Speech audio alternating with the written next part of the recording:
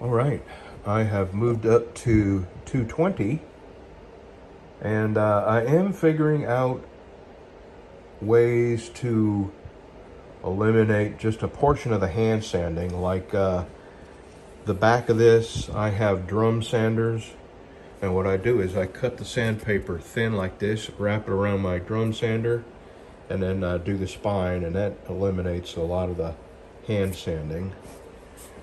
But what I wanted to talk about is Rumble. Now, I have a bunch of people that I'm subscribed to, friends on YouTube.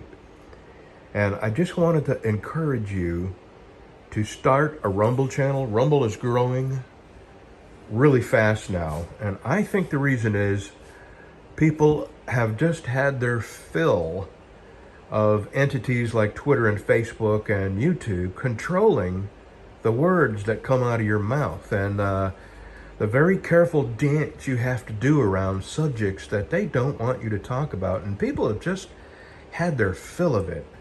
I got banned on Twitter the other day.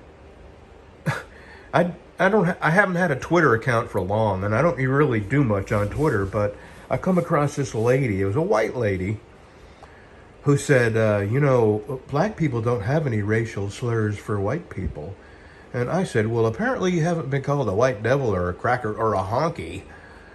I mean, unless you consider those not racial slurs. Anyway, within minutes of me posting that, Twitter banned me. I don't care. It's just funny how social media works, and YouTube is the same way. If you're of one flavor, you can say pretty much anything you want and even make threats. But if you're of another flavor, and I'm not talking about race, I'm talking about gender flavor, okay?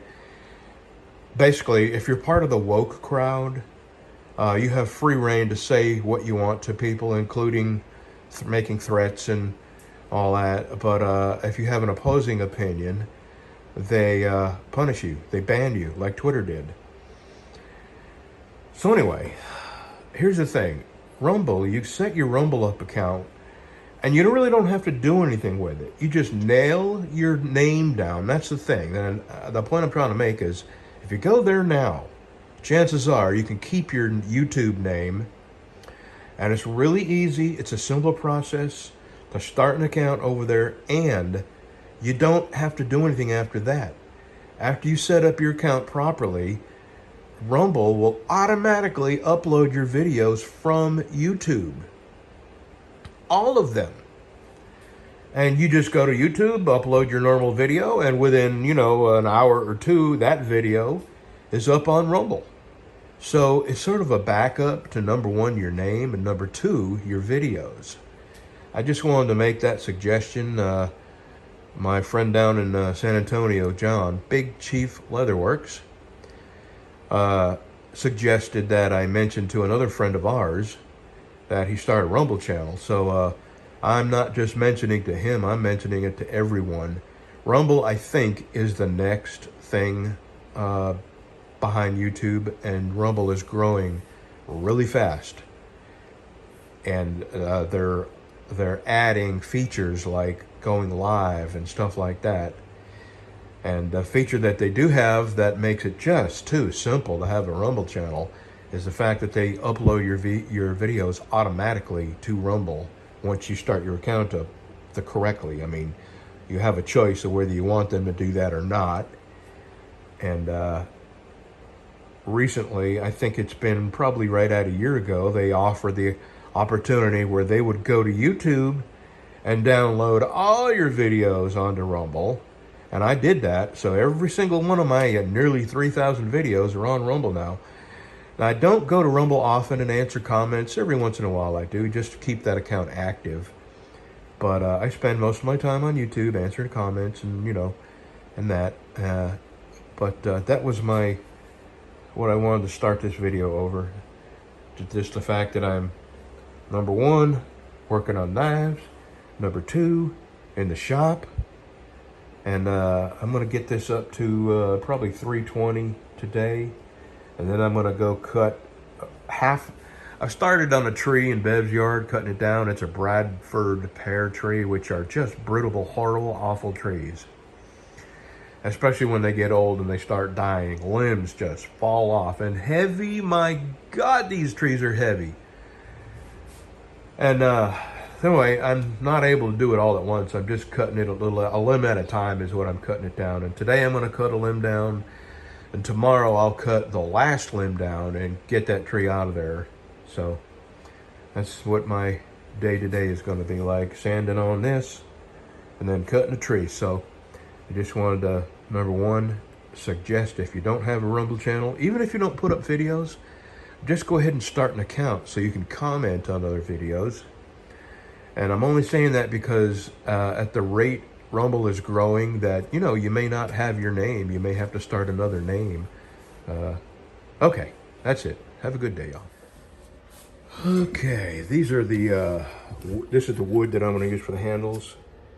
And it's a Dymolux, and they are they sand up real nice. Interesting figure. And they're not thick enough. They're only a 1/4 inch. So I'm gonna add another piece of veneer. This is Bacote. And I can't decide whether I want to put Bacote on the outside or the inside, because it does have some interesting grain. I don't know. This would be the outside. Actually, I don't know. I could put these either way. So it doesn't matter if I'm just gonna glue them on. So this will make them about 3/8 of an inch thick. And then I'll decide later whether I wanna use this as the outside or this as the outside. So I'm at 400. I'm working on 400 on this knife. I just started with 400, and I think I'm gonna finish with 400 and then go out and cut that tree, that limb, and then come back and glue that Bacote onto them handles. And that'll be it for today. And then tomorrow I'll get this up to heat treating grit, which I think I'm gonna go to 600 on this. 600 is a really nice satin finish. And then when I get it out of the heat treating and the tempering oven, going back to about 400 to get the schmutz off of it, and then doing a nice straight grain 600 satin finish, and I think it'll be nice. And then I'll get the handles on. I think I can do all that. What is today, Wednesday? I think I can do all that by Friday. I think I can have the handles epoxied on this by Friday. All right, that's 400. I got 500 there. I'm gonna try to get to 600 today. And wouldn't it be something if I could get this heat treated and in the tempering oven today? But I'm stopping right now. It's like 10 in the morning right now. And I'm fixing to go get my chainsaw and gather up some things and get over there to that tree. All right, I'm sanded up to 600. And I'm sitting here debating whether I want to go put this on the buffer and put a mirror polish on it or not. I just might. I've got the Bacote epoxied to the handles, so it's going to be multiple layers. It's going to be, let's see, 1, 2, 3, 4, 5 layers. It's going to be a really interesting handle. I went up there and I cut one more limb off of Bev's tree. That's it right there. And tomorrow I'm going to cut the last limb off and then cut the trunk up. So that tree will be done. And then she got another one in her backyard that's got to come down. And so let's see. I don't even know what time it is. Hold on. It's not even lunch yet. So it's just a little bit before noon.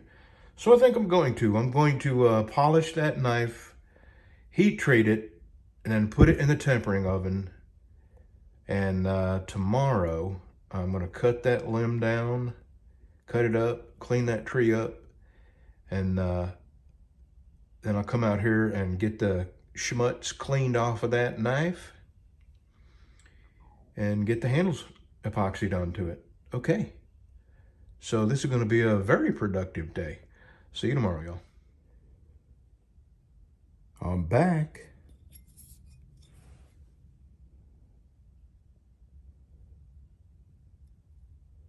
Now I'm going to heat treat it. I didn't think I could polish, but it's taking me a little longer. But I can definitely do mirror polished.